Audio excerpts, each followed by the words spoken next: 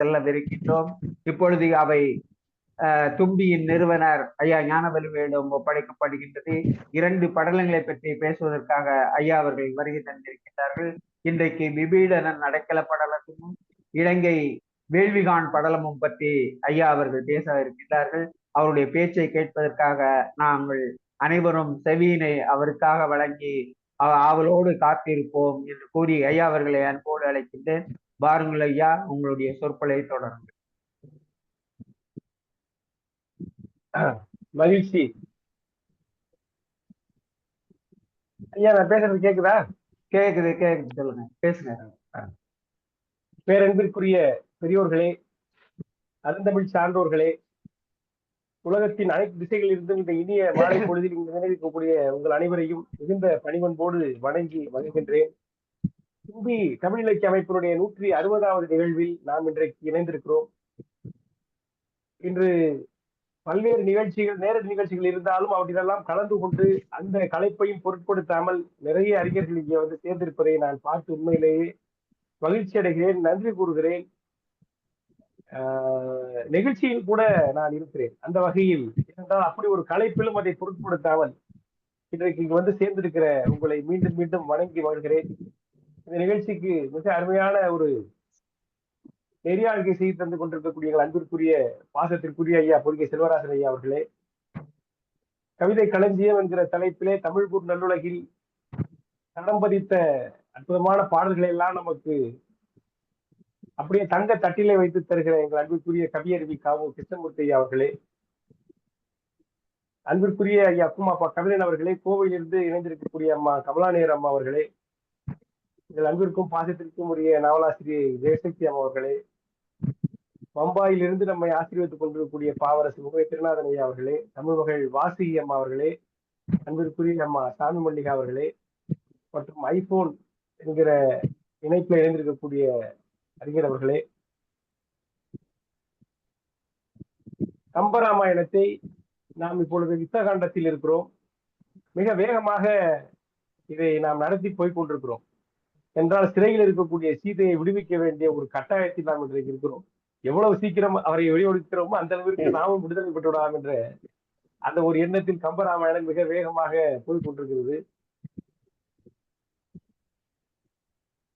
சில படங்கள் எல்லாம் வரும், திரைப்படங்கள். நான் சின்ன பிள்ளையா இருக்கும் பொழுது ரஜினிகாந்த் படம், எம்ஜிஆர் படம், சிவாஜி படம் எல்லாம் வரும் பொழுது இந்த நண்பர்கள் என்ன சொல்லுவார்கள் என்று சொன்னால், அப்பெல்லாம் ஒரு 55 பைசா டிக்கெட் எங்க ஊர்ல. அதற்கு பிறகு 1.25 ரூபாய் ஆக்குனாங்க. அதுக்கப்புறம் 3 ரூபாய். இன்னைக்கு எல்லாம் பார்த்தா 200 ரூபாய் கம்மி டிக்கெட் இல்ல.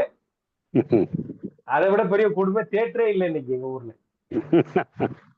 அந்த காலத்துல வந்து அது ஒரு மிகப்பெரிய அனுபவம். அதை பார்க்க போகிற நண்பர்கள் எனக்கு இன்னமும் நினைவா இருக்கிறது. ரஜினி படத்துக்கு போயிட்டு அந்த முதல் ஃபைட்டுக்கும் அந்த பாட்டுக்குமே கொடுத்த காட்சி சரியா போச்சியா அப்படின்னு சொல்லுவாங்க பசங்க.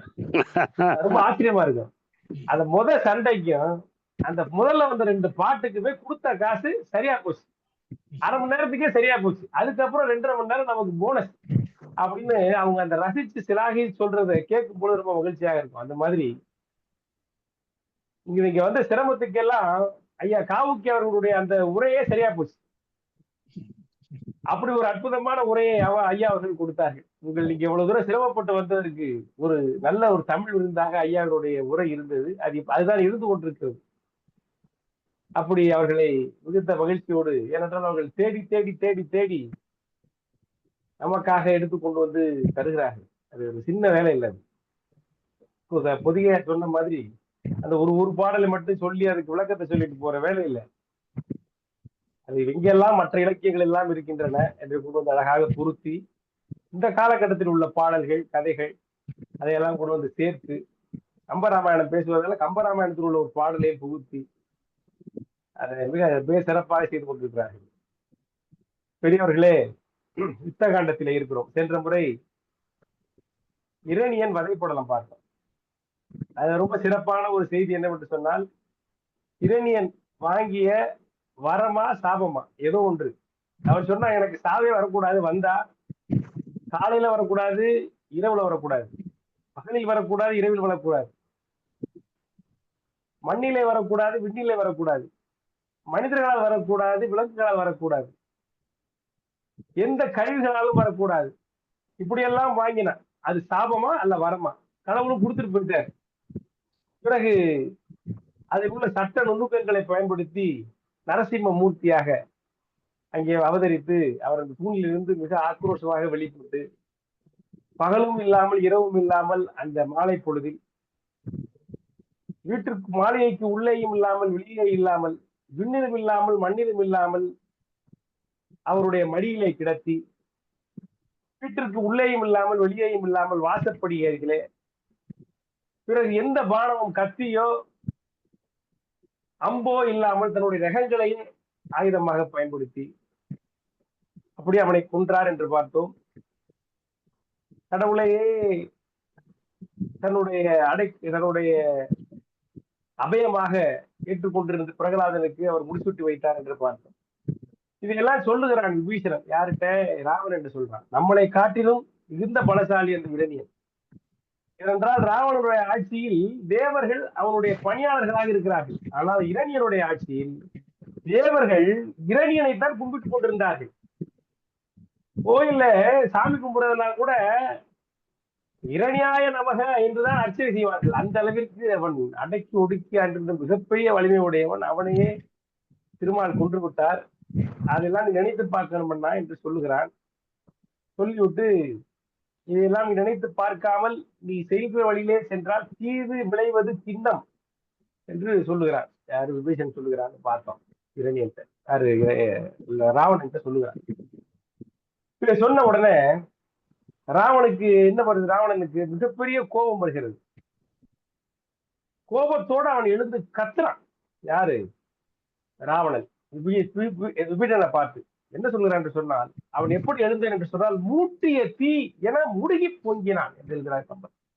அப்படி தீய மூட்டினோம்னா அதை அந்த தீ எரிகிறது. அதை நம்ம கிண்டி விட்டோம்னா எப்படி ஆக்ரோஷமா எழுந்திருக்கும், அந்த மாதிரி இவருடைய சொற்கள் அவருடைய தீயை கிண்டி கிண்டி விடுவது போல இருக்கிறது, மூட்டி விடுவது போல் இருக்கிறது. ஆகவே மூட்டிய தீ என முடுகி பொங்கினான். ஊற்று அரக்கு ஊட்டிய அணைய உன் கண்ணான். அரக்க அரக்கு இருக்கு பாருங்க, அந்த அரக்க உருக்கி அவன் கண்ணுல வச்சா எப்படி ரத்தமா இருக்கும். நம்ம இந்த நிறைய இப்ப நம்ம இதெல்லாம் பண்ணுவோம் இல்லையா, அந்த அஞ்சலகத்துல போட்டு அந்த சீல் வைப்போமே அரக்கு, அந்த அரக்கு இந்த சிவந்த கலர்ல இருக்கு. அதை உருக்கி அவன் கண்ணுல அப்பனா எப்படி சகுமோ சிவப்பா இருக்குமோ அந்த மாதிரி சிவந்த கண்களோடு அவன் எழுந்தான். யார் எழுந்தான்? இரணியன் எழுந்தான். விபீஷணனை பார்த்து கோபமாக எழுதுறான்.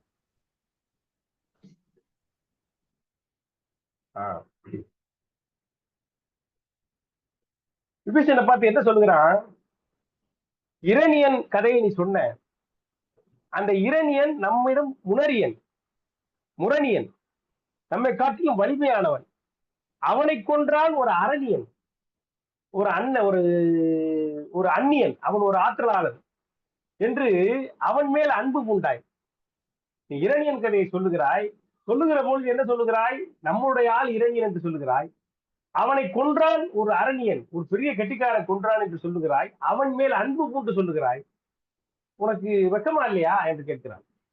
நம்மால ஒருத்தன் கொன்றிருக்கான், அவனை புகழ்ந்து பேசுகிறாயே, அன்போடு அவனை பற்றி அவன் மேல் அன்பு முயூற நீ இந்த மொழிகளை சொல்லுகிறாயே, இப்படி இது சொல்வதால் நீ மரணத்திலிருந்து தப்பிச்சிடலாம் என்று கருதுகிறாயா என்று கோபமாக கேட்கிறான். இரணியன் என்பவன் எம்மனோரினும் முரணியன், அவன் தன்னை முறுக்கி முற்றினான் அரணியன் என்று அவருக்கு அன்பு பூண்டனை, அந்த மானிடருக்கு அன்பு பூண்டனை மரணம் என்று ஒரு பொருள் மாற்றும் அன்பையும் இப்படி எல்லாம் பண்ணி நீ மரணத்திலிருந்து தப்பிச்சுக்கலாம் நினைக்கிறியா தம்பி என்று அவன் மேல் கோபமாக கேட்கிறான்.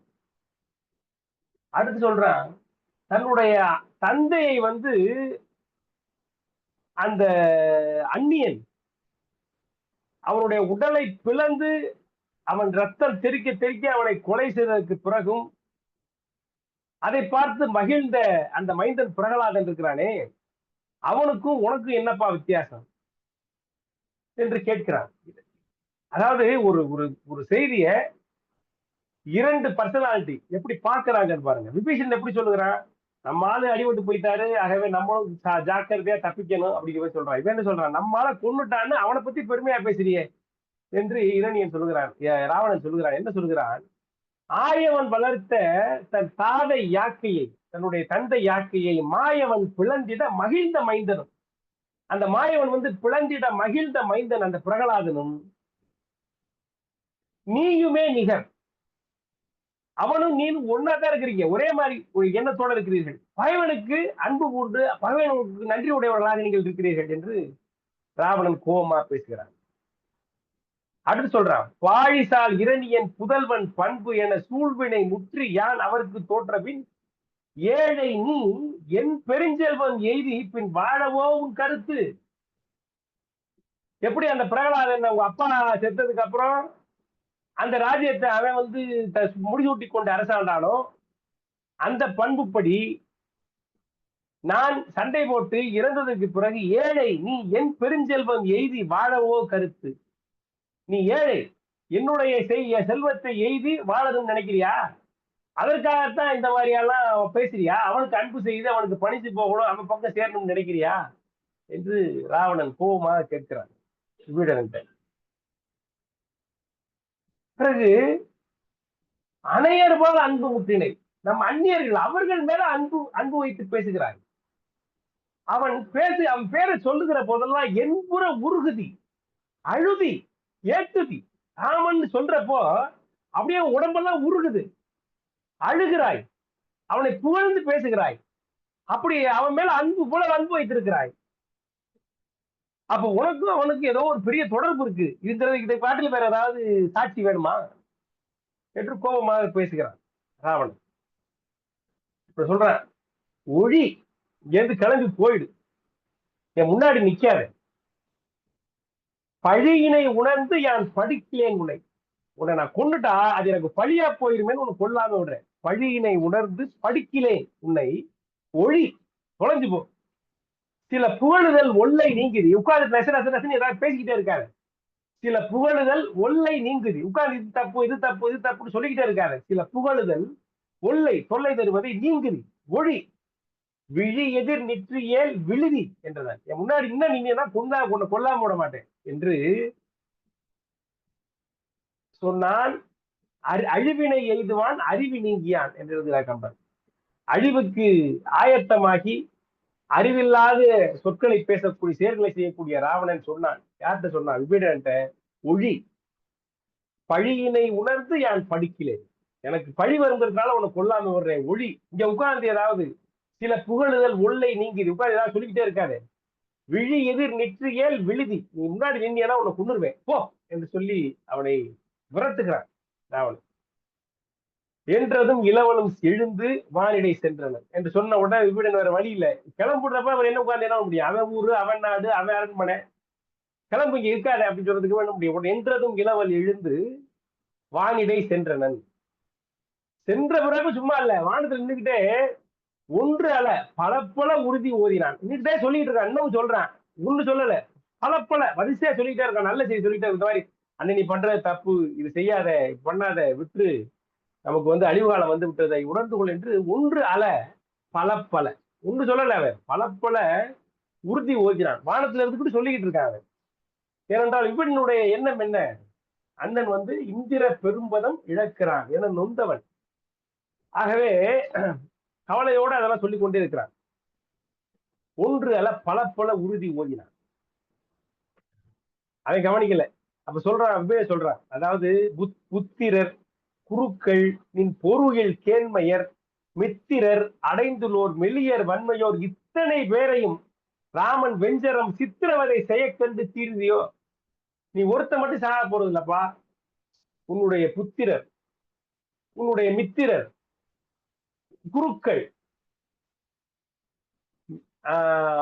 அடைந்துள்ளோர், நீ சேர்த்து வைத்திருக்கிறவர்கள், அப்புறம் மெலிந்தவர், வலியவர், எந்த தப்பு பண்ணால பாவப்பட்ட ஜென்மங்கள், இத்தனை பேரையும் ராமன் வெஞ்சிரம் சித்திரவதை செய்ய கண்டு தீர்த்தியோ. அதை செய்ய கண்டு அதை பார்க்கணும் முடிவு பண்ணிட்டியா, நீ திருந்த மாட்டியா என்று விரட்டினதுக்கு அப்புறம் வானத்திலிருந்து விபீஷணன் சொல்லுகிறான். அவன் கேட்கிற மாதிரி இல்லை, விரட்டுறா. உடனே கிளம்பி போடுகிறார்கள். விபீடன் இலங்கையை விட்டு செல்லுகிறான்.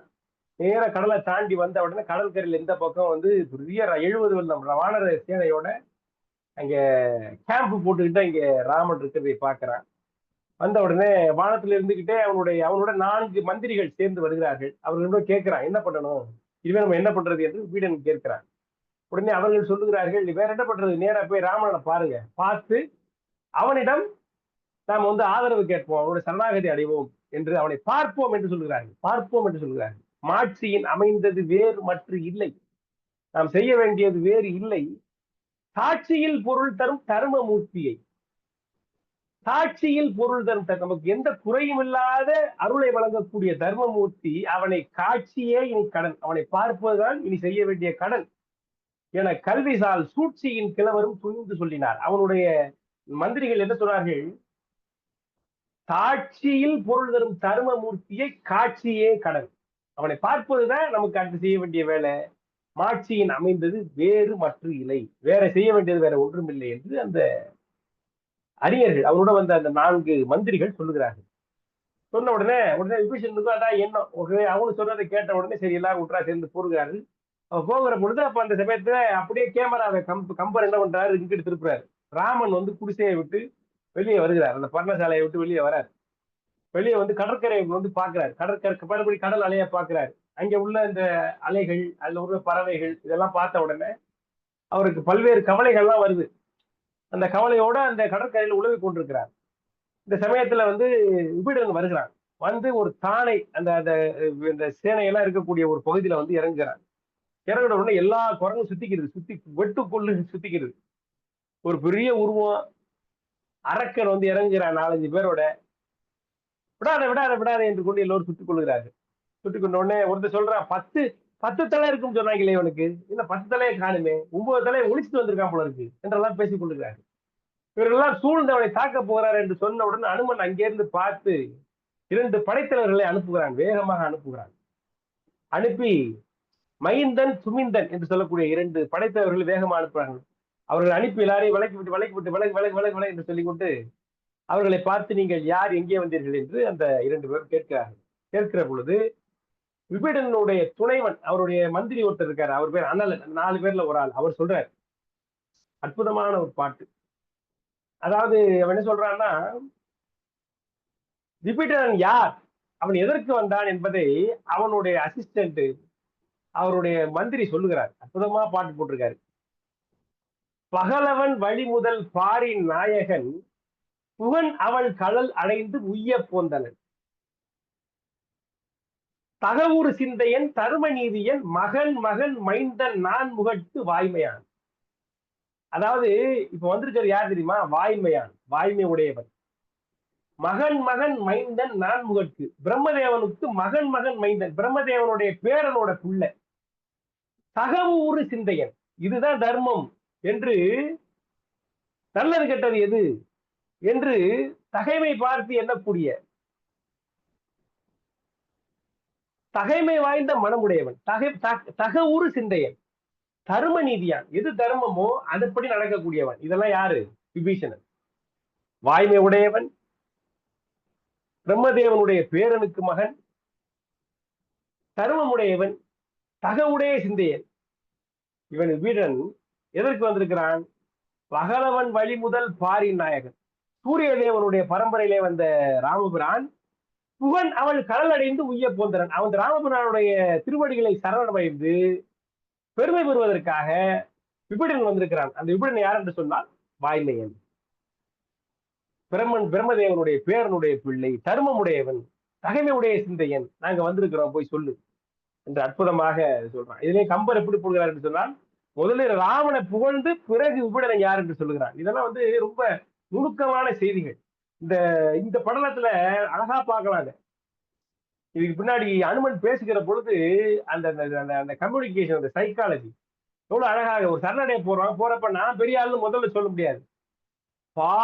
பகலவன் வழி முதல் பாரின் நாயகன் யார், ராமன், அவனுடைய தாளை அடைந்து பணிந்து உய்ய போந்தனன் என்று அவனை புகழ்ந்து விட்டு யார் என்று சொன்னார். அதே சமயத்தில் எங்கால் சாதாரண ஆள்லப்பா, அவன் வாய்மையன், தகவூர் சிந்தையன், தர்ம நீதியன், மகன் மகன் மைந்தன் நான் முகட்டு என்று அவனையும் பற்றி சொல்லி அற்புதமாக அந்த மந்திரி அறிமுகம் செய்கிறார். இதை கேட்ட உடனே அந்த மகிந்தன்கிறவன் யாரும் உங்களை எதுவும் டச் பண்ணாதீங்க என்று சொல்லிவிட்டு, ஒதுங்க ஒதுங்க என்று சொல்லிவிட்டு, நீங்க இங்கே இருங்க, பத்திரமா இருங்க என்று சொல்லிவிட்டு நேரடியாக ராமனிடம் போகிறான். அங்கே போய் நான் பார்த்தது சொல்றான். இந்த மாதிரி 4 பேர் வந்திருக்கிற 4 பேரோட ஒருத்தர் வந்திருக்காரு.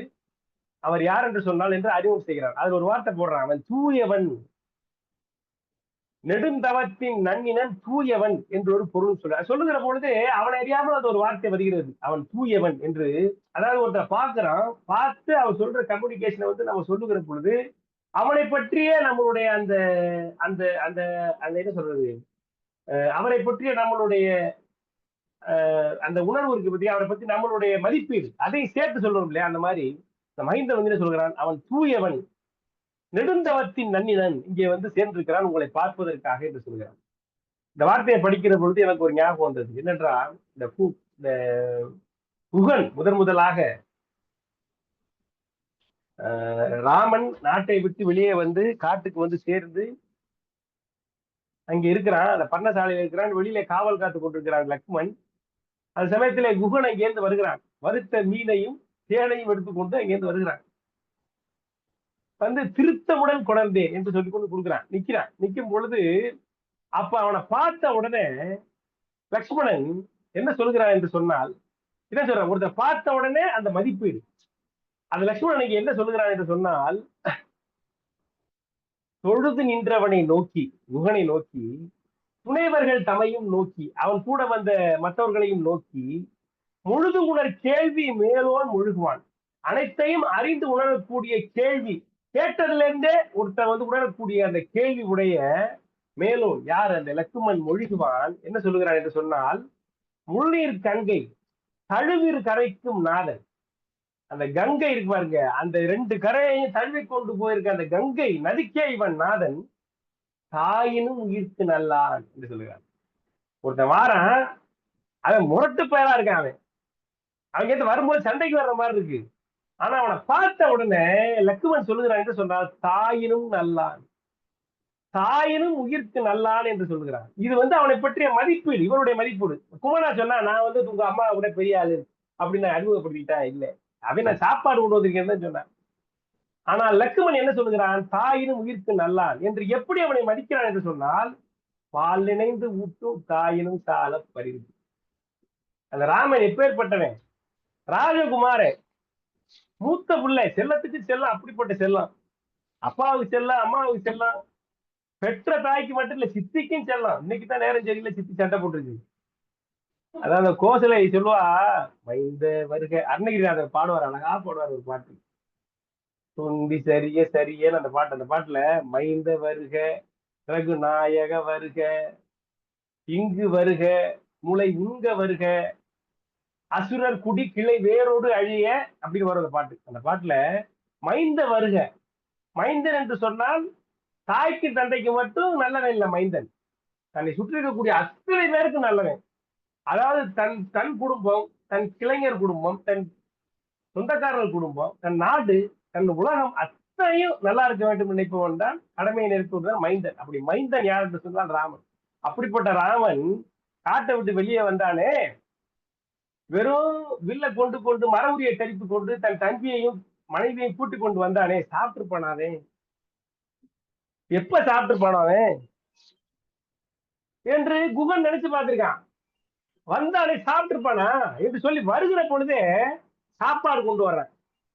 இப்ப நம்ம என்ன பண்ணுவோம், ஒரு விருந்தாளியை பார்க்க வந்தா வாங்க வீட்டுக்கு சாப்பிட போவோம் என்று கூட்டி கொண்டு போவோம். போனதுக்கு அப்புறம் வீட்டுல போய் மனைவிட்டு சொல்லுவோம், என்னமா ஏதாவது இருக்கா என்று கேட்போம். அவங்க என்ன சொல்லுவாங்க, ஏங்க வரும்போதே நீங்க வாங்கிட்டு வந்துருக்க கூடாதா என்று சொல்லுவாரு. ஆனால் இவன் என்ன வரும்பொழுதே எடுத்துக்கொண்டு வருகிறான் குகன். ஏன்னா தாயினும் சால், பால் நிறைந்து ஊட்டும் தாயினும் சால், அந்த ராமனுக்கு பசிக்குமே என்று அவன் எண்ணி ஒரு தாயை போல கொண்டு வந்தான் என்பதை உணர்ந்து கொள்கிறான் லக்ஷ்மணன். அதான் சொல்றான், தாயினும் உயிர்க்கு நல்லான், வலுவு இல்லா எயினர் வேந்து குகன் என்னும் வள்ளல் என்று அவனை அறிமுகப்படுத்துகிறான். எதுக்கு சொல்கிறேன்னு சொன்னா, அதே மாதிரி இந்த இடத்துல மைந்தன் அந்த விபீடனை பார்த்தவுடன் மதிக்கிறான், இவன் வந்து தூயவன் என்று உணர்ந்து கொள்கிறான். அந்த வார்த்தையை சேர்த்தே சொல்லுகிறான் ராமன். ராமன் அதை கவனிக்கிறார். பிறகு விபீடன் என்ன சொல்லுகிறார், வந்து அடைக்கலம் வந்து கொடுக்கணும்னு சொல்லி அவர் நிற்கிறார் என்று சொன்ன உடனே ராமன் உடனே தானாக முடிவெடுக்கவில்லை, எல்லாரையும் கூப்பிட்டு அவங்கள்ட்ட ஆலோசனை கேட்கிறார். இது ரொம்ப முக்கியமான ஒரு இப்போ வந்து ஒரு பெரிய கார்பரேட் ஸ்ட்ராட்டஜின்னு சொல்றாங்க பாருங்க. இது வந்து ரொம்ப ரொம்ப முக்கியம். அதாவது ஒருத்தர் தனியா ஒரு வேலை செய்கிற பொழுது நம்ம முடிவுபடி செய்யலாம். ஆனா ஒரு டீம் ஒர்க், எல்லாரும் சேர்ந்து எல்லாருடைய பங்கும் இணைகிற பொழுது அத்தனை பேருடைய கருத்தையும் நம்ம கேட்கணும், உள்வாங்கணும். அந்த கருத்து நமக்கு நினைச்ச கருத்தாக இருந்தால் நல்லதா போச்சு. மாறுபட்ட கருத்தாக இருந்தால் அவர்களுக்கு எது சரியோ எப்படி சரியோ என்பதை அவர்கள் விளக்கி அவர்களுடைய ஒத்துழைப்பை ஆதரவை முழுமையாக அந்த தலைவன் வாங்க வேண்டும். அப்பதான் அந்த டீம் ஒர்க், அந்த குழு உணர்வு, குழு வேலைங்கிறது வெற்றி பெறும்.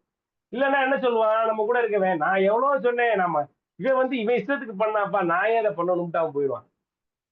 ஆகவே என்ன சொல்லுகிறார் ராமர், சுக்ரீவன் எல்லாரும் அழைத்து வைத்துக் கொண்டு கேட்கிறார். இல்லைன்னா இவரே முடிவு எடுத்தாட்டு வைங்க, அப்ப நாளைக்கு இந்த சுக்ரீவனுக்கே அந்த மனசுல இருக்கும், நம்ம அப்பவே நினைச்சோம் இவர் வந்து இவர் இஷ்டத்தானே பண்ணாரு என்று சொல்வார்கள். அந்த ஒத்துழைப்பு கிடைக்காது. அப்படிங்கிறதுனாலேயே அவர் வந்து கூப்பிட்டு வச்சு எல்லாரும் கேட்கிறார்.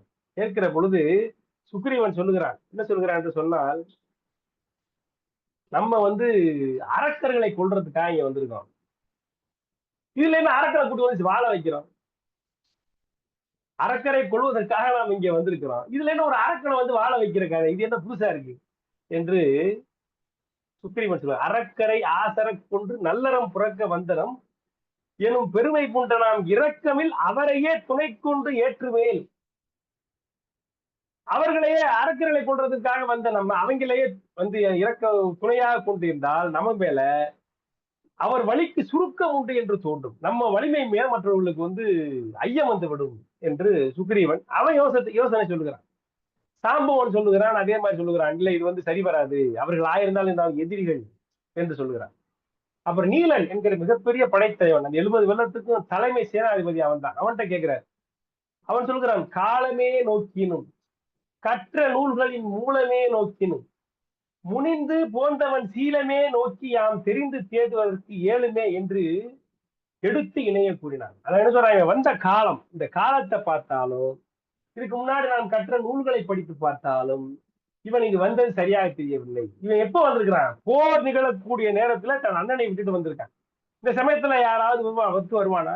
ஆகவே இந்த காலம் நோக்கினாலும் தவறாக தெரிகிறது, கற்ற நூல்களின் மூலம் நோக்கினாலும், நான் இது வரைக்கும் படித்த அந்த போர் தந்திரங்கள் படித்த அந்த அனுபவங்களை பார்த்தால் நூலை பார்த்தாலும் எதிரியை சேர்த்துக் கொள்வது என்பது சரியாக அமையாது என்று நீலனும் ஆப்போசிட் எதிர்ப்பாக சொல்லுகிறான். எல்லா மந்திரக்கிழவர்களும் அதையே சொல்லுகிறார்கள்.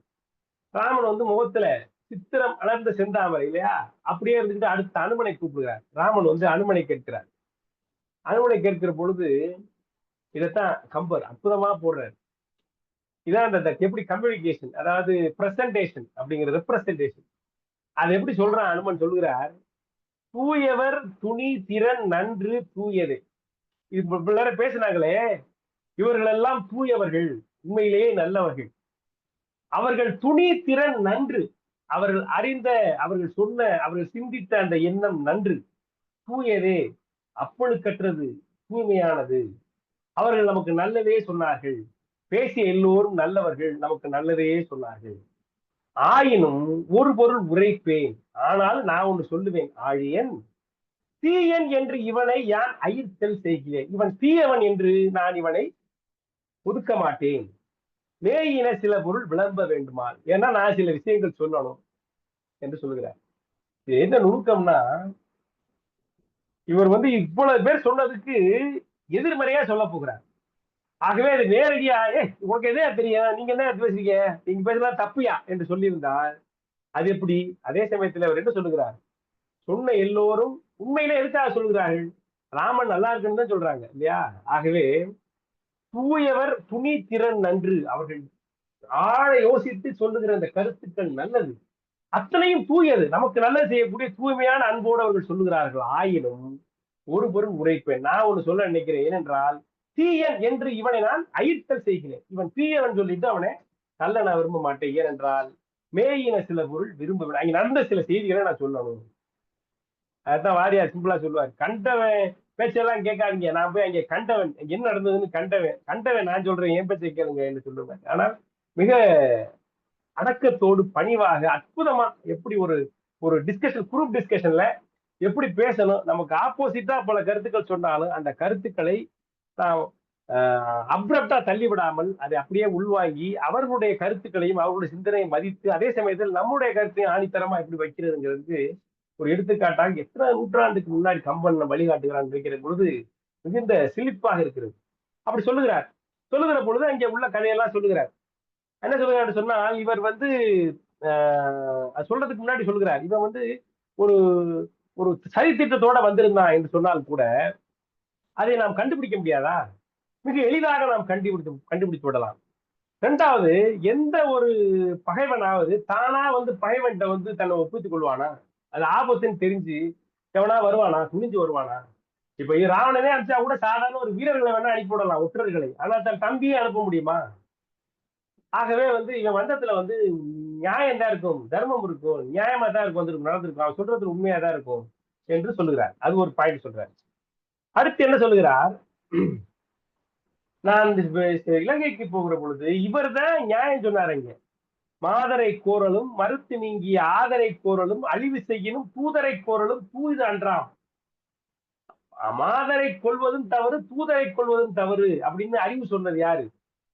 விபீஷன் தான் சொன்னார். அதான் ராவணன் சொல்றான், இங்க உட்காந்து ஏதாவது சொல்லிக்கிட்டே இருக்காது நீ. அப்படித்தான் ஒரு குரங்கு சொன்ன, கடைசியில இப்ப அவன் வந்து அழிச்சிட்டு போயிட்டான். அந்த மாதிரி சொல்லாத, கிளம்புன்னு சொன்னான். நான் விபீடனை பாரு. அந்த மாதிரி விபீடன் நான் போகிற பொழுது அந்த அவனுக்கு வந்து அறிவு சொன்னான். அழிவு செய்யணும் தூதரா போனவே ராமன் அனுமரை கொல்றதுல எந்த தப்பு இல்லை. ஏன்னா அவ்வளவு அட்டகாசம் பண்ணியிருக்காரு இங்க. அப்பவும் சொல்லுகிறான், என்ன பேச சொல்றான், அழிவு செய்யணும் தூதரை கோரல் தவறு என்று எடுத்து காட்டினான். ஆகவே இவன் வந்து தர்மநீதியன், தகவை ஒரு சிந்தையான் தான் என்று அனுமன் இங்கே சொல்லுகிறான். அடுத்து என்ன சொல்லுகிறான்? ஐயா, நீங்க வந்து சாதாரண வேலைக்காக இங்க வரல. தேவர்க்கும் தானவர்க்கும் திசைமுகனே முதலாய தேவதேவர் மூவர்க்கும் முடிப்பரிய காரியத்தை முற்றுவிப்பான் மூன்று நின்றாய். இருக்கக்கூடிய தேவர்கள், அவர்களுடைய தேவாதி தேவர்கள், அவருடைய மூலவர்களாகிய மூவர்கள், இவர்கள் யாராலையும் முடியாத ஒரு காரியத்தை முடிப்பதற்காக இங்கே வந்திருக்கிறார். ஆபத்தில் வந்து அபயம் என்ற ஆணை அயர்த்து அகல விடுதி ஆயின். அப்படிப்பட்ட நீ ஒருத்த ஆபத்துல வந்து அபயம் அபயம் என்று உங்ககிட்ட வந்து அவனை சேர்த்துக்காம விட்டால் கூவத்தின் சிறு புனலை கடல் அயிர்த்து ஒவ்வாதோ அப்படின்னு கேட்கிறாரு. ஒரு கூவம்னா சின்ன சின்ன வாக்கியா தண்ணி. அந்த சின்ன வாக்கியா தண்ணியை பார்த்து ஒரு அலைகடல் வந்து சமுத்திரம் பயந்த மாதிரி ஆகாதா? நீ என்ன சாதாரண வேலைக்கு வந்திருக்கியா? தேவாதி தேவர்களுக்கெல்லாம் முடியாத வேலையை செய்வதற்காக இங்க வந்திருக்கிறாய். அப்படிப்பட்ட கோபத்தோடு, அந்த துணிவோடு, ஆற்றலோடு இங்க வந்திருக்கிறாய். அப்படிப்பட்ட நீ இந்த அரக்கரை பார்த்து பயன்ட்டியன்னா அவன் முடியாது. அவன் வந்து விட்ட ஆபத்துல வந்து அபயம் என்று உன் காலில் வந்து விடுறான். அவனை பார்த்து நீ அபயம் கொடுக்காவிட்டால் கூவத்தின் சிறு புனலை கடல் அயிர்த்தது போல் ஆகாதா குற்றவேந்தே என்று கேட்கிறார். அற்புதமா சொல்ற. ஒரு கூவம், ஒரு சின்ன வாய்க்கால பார்த்து கடல் பயந்த மாதிரி ஆகாதா என்று ராமனை பார்த்து கேட்கிறார். இது சொல்ல சொல்ல அப்படியே ராமர் வந்து புன்னகைக்கிறார். அப்புறம் சொல்றாரு, இவர் சொன்னாரு, ஒருத்தர் சொன்னார், என்ன சொன்னார் என்று சொன்னால், அண்ணனை விட்டு தம்பி வந்திருக்கான், இது எப்படி நம்ப முடியும் என்று கேட்கிறார்கள். அப்போ ஒரு அற்புதமான ஒரு விஷயத்தை சொல்றாரு. என்ன சொல்றாரு என்று சொன்னால்,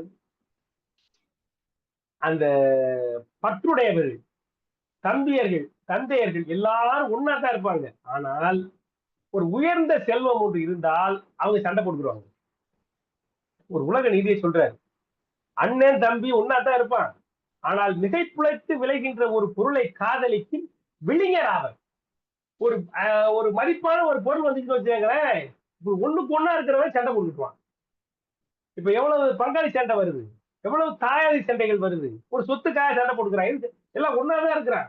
ஆனா ஒரு சொத்து வருகிற பொழுது அவர்களே விளிஞர் ஆவார்கள். இது உலக இயற்கை. ஆகவே சொத்துக்காக இல்லை, என்ன சொல்ற, மிகைப்புலத்து விளைகின்ற ஒரு பொருள், ஒரு உயர்ந்த அரிதற்கரிய ஒரு பொருள், கிடைக்கறியாத ஒரு பொருளை தேடுகிற பொழுது உறவினர்கள் தான் பகைவர்களாக ஆக்கி விடுவார்கள். அப்படி இவனை பொறுத்த வரைக்கும் உங்களுடைய திருக்கடல் உயர்ந்த பொருள், இதனை குறித்து அவன் பேசுகிற பொழுது அவனுக்கு சண்டை வந்திருக்கும், அதுல வந்திருக்கிறது தப்பு இல்லை என்று ஆய்ந்து தோய்ந்து அறிந்த ஒரு அறிஞனை போல் அனுமர் இங்கே சொல்லுகிறார். சொன்ன உடனே இப்ப அவங்க சொன்ன எல்லாத்தையும் கவுண்டர் பண்ணிட்டாரு.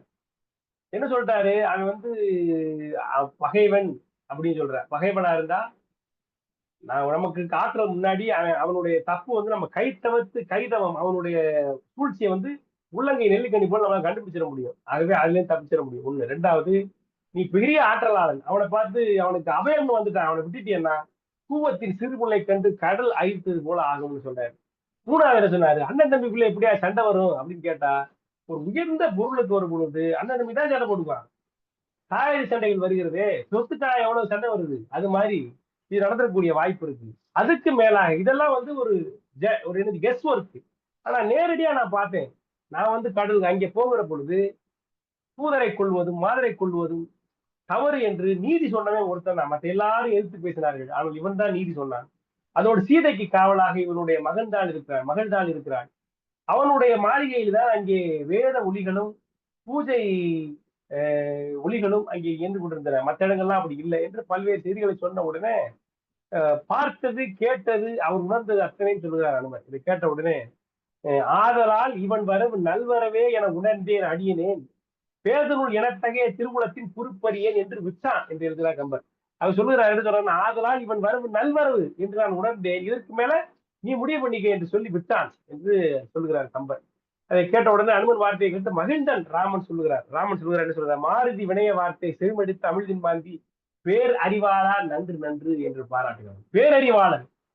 பேரறிவாளன் என்று பட்டம் கொடுக்கிறார் ராமன் அனுமனை. பேரறிவாளா நன்று நன்று என்று அவனை பாராட்டி விட்டு பிறகு எல்லாரிடமும் சொல்லுகிறான். அவன் வந்து என்னிடம் வந்து சரண் என்று வந்து விட்டான். சரண் என்று வந்ததற்கு பிறகு அவனை நான் தள்ளிவிட முடியாது. நான் வந்து சிவி சக்கரவர்த்தியுடைய வரம்பில் வந்தவன். தன்னிடம் வந்த ஒரு புறாவுக்காக தன்னுடைய சதையை அறிந்து கொடுத்தவன். அந்த மரபிலே வந்தவன். சரண் என்று வந்து விட்டால் அத்தனையும் அவனுக்கு அபயமளிப்பது என்னுடைய கடன்.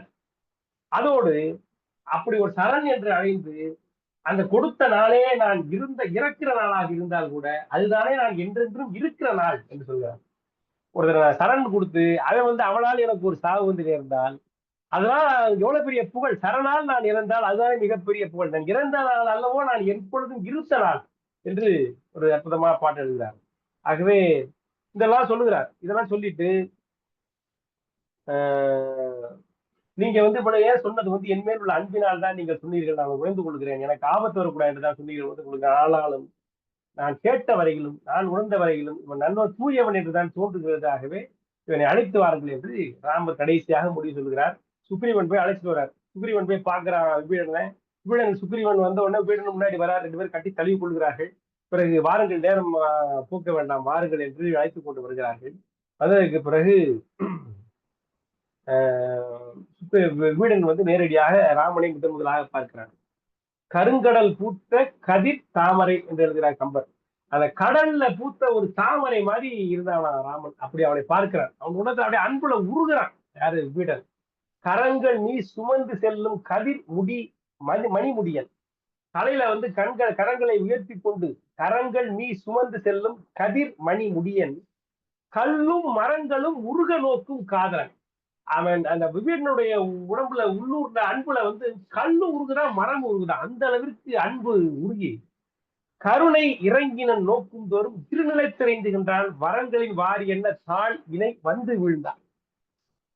வரங்களின் வாரி, இந்த ராமனுடைய காலடி இருக்கே, அது வரங்களின் வாரியா, வரங்களை அள்ளி தருகிற ஒரு ஆறு. அதுல வந்து பட்டு விழுந்தான்.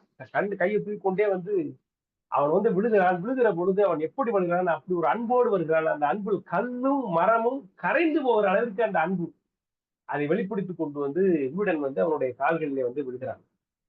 உடனே ராமன் அவனை கட்டி தழுவி கொண்டு ஆழியான் அவனை நோக்கி அருள் சுரந்து அன்பிற்கு முண்டோ அடைக்கும் தாழ்.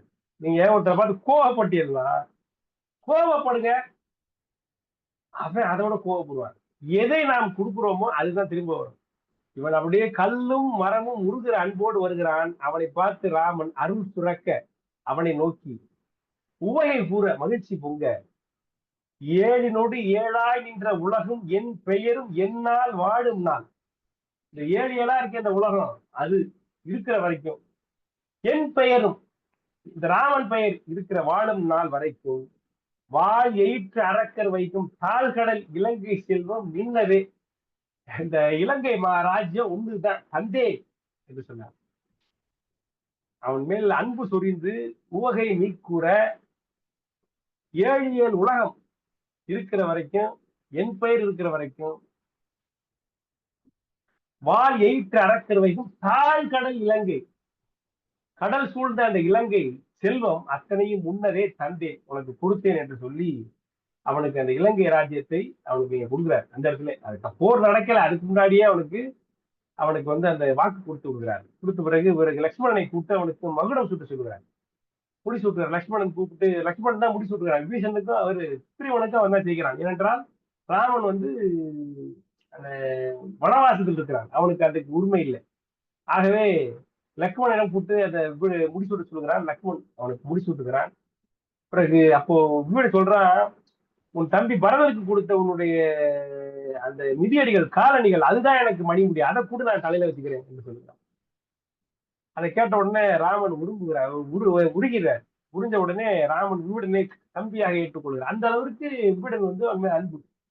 உடனே ராமன் அந்த அன்பை ஏற்றுக்கொண்டு சொல்கிறார். அப்பதான் உலக புகழ்பெற்ற இந்த பாட்டு, முகனோடும் ஐவராலும் முன்பு பின்பு குன்று சூழ்வான் மகனோடும் அறுவனாலும் எம்முழை அன்பின் வந்த அகனவர் காதல் ஐய இன்னோடும் இடுவரானும். அப்ப விபீடனுக்கு தான் இவ்வளவு வார்த்தை போடுறார் கம்பர். எம்முழை எம்மேல் அன்பின் வந்த, அந்த அன்போடு வந்த அகன் அமர் காதல் ஐய, அந்த காதல் உள்ளத்திலே நிறைந்த அகன் அமர், அகம் அமர், அந்த அகம், அந்த உள்ளம் பொங்கி பிற வைக்கிற அளவு அன்பு, அந்த அன்போடு என் கூட வந்த உன்னோடு எழுவரானும் என்று அவனுடைய அன்பு எப்படிப்பட்டது என்பதை மிக அழகாக கம்பர் எடுத்து காட்டுகிறார். எப்படி புகழ் அரும் காலம் தந்து புதுவரால் பொழிந்தான். இந்த எங்க அப்பா வந்து எனக்கு காட்ட தர்றேன்னு நினைச்சாரு, காட்ட தர்றாரு நினைச்சேன். கடைசியில பார்த்தா புதல்வர்களை அவர் பெற்றிருக்கிறார். காட்டை கொடுப்பது போல கொடுத்து அவர் நிறைய புதல்வர்களை அவர் பெற்றிருக்கிறார் என்று சொல்லி புகழ்கிறார். அந்த அளவுக்கு அந்த ஒரு பாட்டு, அந்த பாட்டு முடிகிறது. பிறகு விபீடன் வந்து அவருடைய காலடியில் விழுந்து படுகிறான். எல்லாம் ஒன்னோடு ஒன்னா ஆகிவிடுகிறாங்க. இது விபீடனுடைய சரணாகதி படலம், அடைக்கல படலம். அதுக்கு பிறகு இலங்கை வேள்வி படலம். இந்த இலங்கை படலம் ஒண்ணும் கிடையாது, இது வந்து ரொம்ப எளிமையான ஒரு படலம் தான். உடனே விபீடனுக்கு வந்து ராமன் என்ன சொல்கிறார், இடத்தை கொடுத்து இருங்க என்று சொல்கிறார். பிறகு ராமன் வந்து தனியா போறார். போன உடனே சீதையோட நினைவு வந்து ரொம்ப கலங்குகிறார்.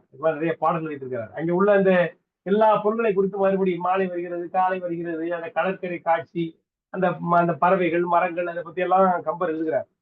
இதெல்லாம் பார்த்து கொஞ்சம் ராமர் வந்து கலைஞரத்தை பார்த்தோம், சுக்கிரீவனுக்கு நேரா வந்து என்று சொல்லி அவரை எழுப்பி அவருடைய எண்ணத்தை மாற்றி, வாங்க மேற்கொண்டு என்ன செய்யறது யோசிப்போம் அப்படி சொல்லிட்டு விபீடனை கூட்டி கொண்டு வந்து எல்லாரும் உட்கார்ந்து யோசிக்கிறார்கள். ஆறுகளி இலங்கையின் அரணும் அவ்வழி வார்கழு கடை கடல் அரக்கர் வன்மையும் தார்கெழு தானையின் அளவும் தன்மையும் நீர்கெழு தன்மையாய் நிகழ்த்துவாய் என்றார். ராமர் விபீடன் சொன்னாரா, என்ன சொன்னாரா, அங்க என்னெல்லாம் இருக்கு, அங்க இல்ல அரக்கர் வன்மையும் தானையின் அளவும் தன்மையும் இலங்கையின் அரணும் அத்தனையும் நீர்வழ் கெழு தன்மையாய் நிகழ்த்துவாய், நீங்க வந்து எங்களுக்கு தெரிகிற மாதிரி சொல்லு என்று விபீடனிடம் ராமன் கேட்கிறார். பிறகு விபீஷன் வந்து எல்லாத்தையும் சொல்லுகிறார். இந்த இலங்கை வந்து முதல்ல எப்படி பிறந்துச்சுன்னு ஆரம்பிக்கிறார். அந்த முப்புறங்களில அந்த மேருமலையை வந்து அனுமானுடைய தந்தை, அதாவது வாயு மகான் தூக்கி கொண்டு வந்து கடலை தூக்கி கொண்டு போட்டாரு மேருமலையில. அந்த மேருமலை கடல்ல வந்து விழுந்து அதிலிருந்து உருவானதுதான் இலங்கை என்று, இலங்கையுடைய பிறப்பிலிருந்து ஆரம்பிச்சு இந்த இலங்கைய மதில் சிறப்பு என்ன, அப்புறம் வடக்கு வாசல்ல என்ன இருக்கு, கிழக்கு வாசல்ல என்ன இருக்கு, தெற்கு வாசல்ல என்ன இருக்கு, அங்க யார் காவல் காக்கிறார்கள், அவங்களுடைய திறமை எல்லாம் என்னென்ன, அங்க எவ்வளவு வீரர்கள் இருக்கிறார்கள், இதுல மிக சிறப்பு பெற்ற வீரர்கள் யாரா, கும்பன் அவன் யார், அகம்பன் யார், நிகும்பன் யார், மகோதரன் யார், அப்புறம் அது இல்லாம வேள்வி பகைகன், சூரியன் பகைகன் போன்ற படைத்தவர்கள் அவர்களுடைய பெருமை என்ன, இந்திரசித்து அவன் எப்படிப்பட்டவன், கும்பகர்ணன் அவன் எப்படிப்பட்ட ஆற்றலாளன், ராவணனுடைய தோல் வலிமை எப்படிப்பட்டது என்பதெல்லாம் மிக விழாவாரியாக எல்லாத்தையும் போட்டு கொடுத்துறார். யாரு, விபீடன் அத்தனையும் சொல்லி வருகிறார். என்று சொல்லிவிட்டு ராவணனுடைய தோல் வலிமையை சொல்லுகிற பொழுது, என்று உழப்புற சொல்லுவேன் ராவணன் என்னும் குன்று உழப்பினும் உழப்பிலா தோழினான். அப்படியே குன்று இருக்கு பாருங்க, அந்த மலை குன்று இருக்கு பாருங்க, அந்த மலை குலைந்தாலும் குலையும், ராவணனுடைய தோல் குலையாகும். ரெகுலரா விளையாண்டீங்கன்னா தெரியும், நிறைய அந்த கிரிக்கெட் பிளேயர் என்ன பண்ணுவாங்க, நிறைய பேர் விளையாண்டுட்டே இருப்பான், அந்த தோல் எல்லாம் பாத்தீங்கன்னா அப்படியே கல் மாதிரி இருக்கும். ஒரு 6 மாசம் விளையாட போட்டா தொங்கிடும் அப்படியே. அது மாதிரி இல்ல. ராவணனுடைய தோல் என்பது மலை குலைந்தாலும் நிலை குலையாத தோல் உடையவன் ராவணன். அவனுடைய வலிமை என்பது இணையற்றது. இன்று உழப்பினும் நாளை உழப்பினும் சில நாள் சென்று உழப்பினும் நினக்கு அன்றி பிறர்க்கு என்று விற்கிறான். இன்னைக்கோ நாளைக்கோ இல்ல வேற நாளோ அந்த தோளுக்கு ஏதாவது தொய்வு ஏற்பட வேண்டும் என்று சொன்னால் அது உன்னால் மட்டுமன்றி வேற யாராலே ஆகாது. அப்படிப்பட்ட வீரமுடையவன் என்று ராவணனை குறித்து அங்கே சொல்லுகிறார். யாரு விகடன் சொல்லுகிறார். அப்ப சொல்லி வருகிற பொழுது அனுமனை குறித்தும் சொல்றாரு ஒரு வார்த்தை. அனுமன் வந்து இந்த இலங்கையில் இருக்கும் பொழுது அது அனுமனுக்கு தெரியும். அனுமன் வந்தாரு, வந்தால் சும்மா வந்தாரு, இதெல்லாம் பண்ணார் என்று ஒன்றொரு சொல்லி வருகிறார். அந்த அனுமன் வந்து என்னெல்லாம் செஞ்ச, அசோகனத்தை அழித்தது, இலங்கையை எரித்தது, ராவணனை பார்த்து பேசியது, எல்லாத்தையும் சொல்றாரு. அதை முதல்ல இப்பதான் ராமன் கேட்கிறார். இது வரைக்கும் ராவனுக்கு தெரியாது. அனுமன் செய்த இந்த இத்தனை வேலையும் யாருக்குமே தெரியாது. அனுமன் வந்து இலங்கையை தாண்டி திரும்பி வருகிற பொழுது கூட சீதையை கண்டேன்றதான் அந்த வானரப்படைகள் கூட சொல்லுவாரே தவிர அவர் செஞ்சதெல்லாம் வந்து சொல்ல மாட்டாங்க. ஆனா இவங்க பார்த்துப்பாங்க. என்ன பார்த்தாங்கன்னா, அவன் தோல்ல இருக்கக்கூடிய விழுப்புண்களை பார்த்து அவர் என்ன சொல்வாங்க, ஏதோ பெரிய சண்டை நடந்திருக்குன்னு அவங்க கெஸ் பண்ணிக்கிறாங்க. ஆனா என்ன உண்மையே நடந்தது என்று